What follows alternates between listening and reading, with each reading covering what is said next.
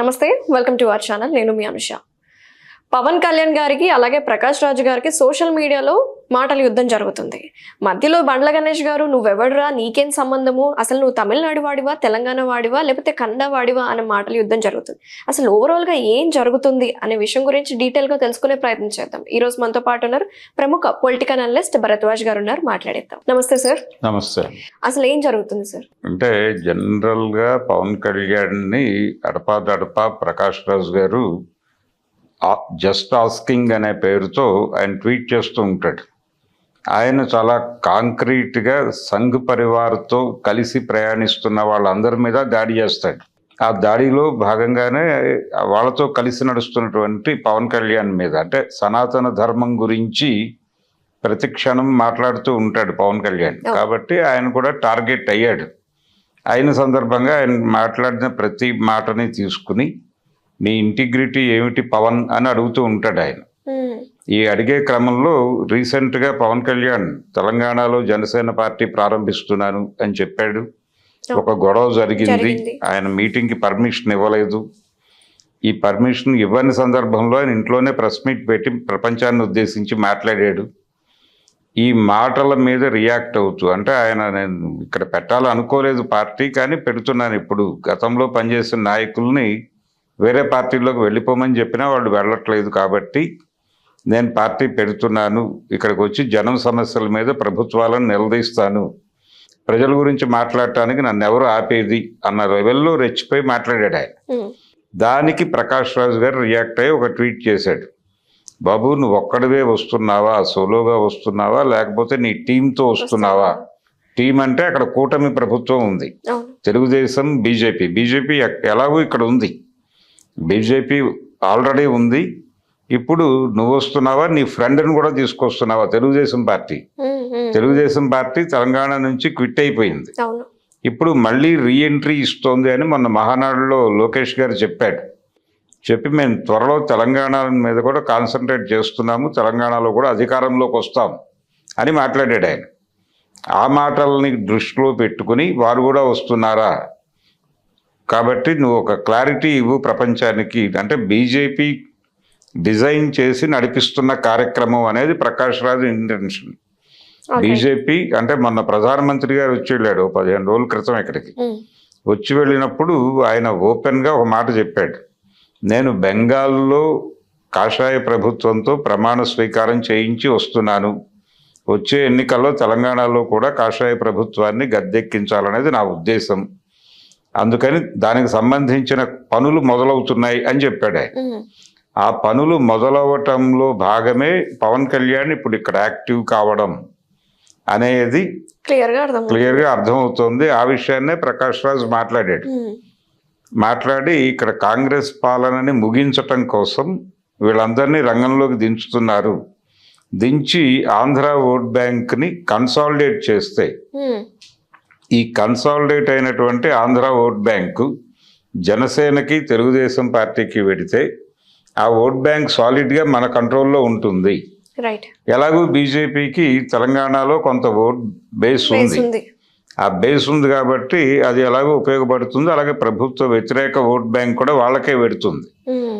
మధ్యలో బీఆర్ఎస్ ఉంది, బీఆర్ఎస్ని న్యూట్రలైజ్ చేయటం అనేది వాళ్ళ ఉద్దేశం. కుదిరితే వాళ్ళతో ఐక్య సంఘటన కట్టడం. అంటే గతంలో 2009లో ఒక మహాకూటమి అనేది డిజైన్ చేశారు చంద్రబాబు నాయుడు గారు. అప్పుడు కాంగ్రెస్ వ్యతిరేకత, అంటే కాంగ్రెస్ పార్టీకి వ్యతిరేకంగా ఒక ఐక్య సంఘటన నిర్మాణం, అందులో భాగంగానే అప్పటికి బీఆర్ఎస్ కాలేదు, టీఆర్ఎస్ని కూడా కలుపుకున్నారు దానిలో. అలా చాలా కాలం తర్వాత కేసీఆర్ గారు ఎన్టీఆర్ ట్రస్ట్లోకి ప్రవేశించాడు. అప్పుడు అదొక వార్తగా చెప్పుకున్నాం మేము, అప్పుడు నేను పత్రికల్లో యాక్టివ్గా ఉన్నాను. సో అప్పటికి అదొక సెన్సేషన్. అయితే ఇప్పుడు మళ్ళీ ఒక మహాకూటమి లాంటిది కట్టి బీఆర్ఎస్ని కూడా అందులోకి లాగుతారు అని ఒక మాట వినిపిస్తోంది.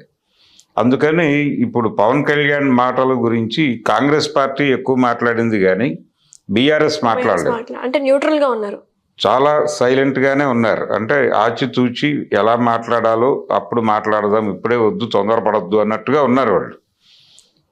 కేసీఆర్ గారు ఒక ఆప్షన్ ఉంచుకోవాలి, తనకి ఒక మార్జిన్ ఉంచుకోవాలని చూస్తాడు ప్రతి చోట. ఆ మార్జిన్ ఉంచుకోవడంలో భాగంగా ఆయన రియాక్ట్ కావడం లేదు, సైలెంట్గా ఉన్నాడు, చూస్తున్నాడు. కేటీఆర్ మాత్రమే స్పందించాడు, అది కూడా చాలా పద్ధతిగానే, ఎక్కడ కూడా క్రాస్ చేయలేదు, లైన్ క్రాస్ చేయలే, పద్ధతిగా మాట్లాడాడు. కానీ బీఆర్ఎస్ మీద కూడా వాళ్ళ చూపు ఉంది. నిజానికి బీఆర్ఎస్ ఇప్పుడు దాంతో కలిస్తే, అంటే ఆ కూటమితో కలిస్తే వాళ్ళకి ఆత్మహత్య చేసుకున్నట్టే. ఆ విషయం కేసీఆర్కి తెలుసు, అందుకనే ఆయన మాట్లాడట్లేదు. అలా కాకుండా కాంగ్రెస్ పార్టీని లోపల నుంచి చితకొట్టేయగల సమర్థత బీజేపీకి ఉంది. అంటే లోపల నుంచి చాలా మందిని బయటకు లాక్కొచ్చేసి బీజేపీలోకి వేసేసుకుని తనకున్నటువంటి టక్కు టమార గజకర్ణ గోకర్ణ విద్యలన్నీ ప్రదర్శించి, అంటే సర్ పేరుతో ఓటర్ల జాబితాలు సవరించి కొత్త ఓట్లను కలిపేసి కొన్ని ఓట్లను పీకేసి ఈవీఎం మేనేజ్మెంటు ఇలాంటి కార్యక్రమాలు చేసి వాళ్ళు గెలవగలరు. గెలవాలి అనుకుంటే గెలిచేయటం పెద్ద కష్టమేం కాదు వాళ్ళకి. ఆ విషయం ఆల్రెడీ అస్సాంలో అర్థం చేయించారు, ఒరిస్సాలో అర్థం చేయించారు, బెంగాల్లో అర్థం చేయించారు, ఆంధ్రప్రదేశ్లో కూడా దాదాపు అర్థం చేయించారు. సో వాళ్ళు చాలా ప్రమాదకరం. వాళ్ళు పవర్లోకి రావాలనుకుంటే కాంగ్రెస్ పార్టీని లోపల నుంచి చీల్చేయగలరు. ఇది అర్థమవుతోంది, ప్రపంచానికి అర్థమవుతోంది. కాబట్టి ఇప్పుడు ఓపెనింగ్ బ్యాట్స్మెన్గా పవన్ కళ్యాణ్ దిగాడు.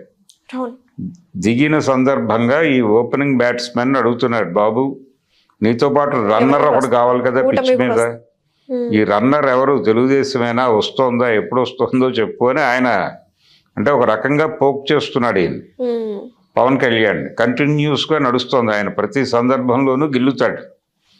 ఇప్పుడు ఈసారి బండ్ల గణేష్ గారు రియాక్ట్ అయ్యాడు. బండ్ల గణేష్ పవన్ కళ్యాణ్కి భక్తుడిని చెప్పుకుంటాడు. ఆయన పవన్ కళ్యాణ్ అనే మాట వాడు, పవనేశ్వర అంటాడు, పవనేశ్వరుడు అని మాట్లాడతాడు. కాబట్టి ఆ భక్తుడు అంటే భగవంతుడిని అవమానించినందుకు గాను ఈ భక్తుడికి ప్రకాష్ రాజ్ మీద కోపం వచ్చింది. వీళ్ళిద్దరూ కలిసి కూడా సినిమాల్లో నటించారు, ప్రకాష్ రాజు బండ్ల గణేష్ కూడా. అలాగే బండ్ల గణేష్ ప్రొడ్యూసర్గా వ్యవహరించిన టెంపర్ సినిమాలో ప్రకాష్ రాజు గారు ఆయన కీ రోల్ చేశాడు.